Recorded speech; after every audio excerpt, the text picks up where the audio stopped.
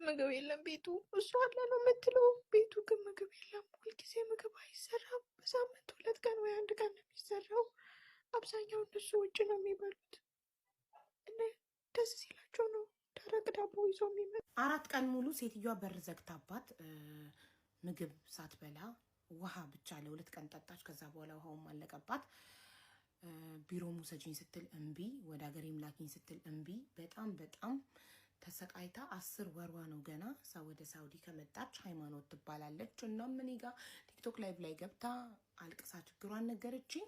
ቢሮ አደወልኩኝ፣ ኤጀንሲ ያመጣት ቢሮ ጋር ደወልኩና እባካችሁ አውጣት እቺ ልጅ ሳትሞት በረሃብ ብያቸው፣ ካለበለዛም ፖሊስ አሳውቃለሁ ኦር ኤምባሲ አሳውቃለሁ ብያቸው፣ እነሱም ሄደውላት ወስደዋት ቤት ቀየረሽ ስሪ ብንላት፣ እኔም ተመልካቾችም ግድ የለሽም ቤት ቀየሪ ስንላት የደረሰባት ስቃይ እንግዲህ ፎቢያ ሆኖባት ነው መሰለኝ። ኖ ወደ ሀገሬ ብቻ ልጆቼ ጋር ብቻ መልሱኝ አልፈልግም አለች። ቢሮውን አናገርኩላት፣ ትኬት ተቆረጠላት።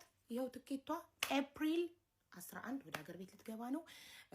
ቢሮ የምትሰራዋን ሃላን ስለ ትብብርሽ እጅግ በጣም አድርጌ አመሰግናለሁ። ሃይማኖትዬ በሰላም ፈጣሪ ልጆችሽ ጋር ባለቤትሽ ጋር ቤተሰብሽ ጋር ይቀላቅልሽ። እናቴ ነው ወድህት ብቻ ደስታ ብቻ ያላውቅም ምን እንደምልሽ እና አሁን ቢሮ መጥቻለሁ። እዛ ደግሞ ዋይፋይ አልነበረም። አሁን ገብቻለሁ። ይኸው የትናንትና የቀረ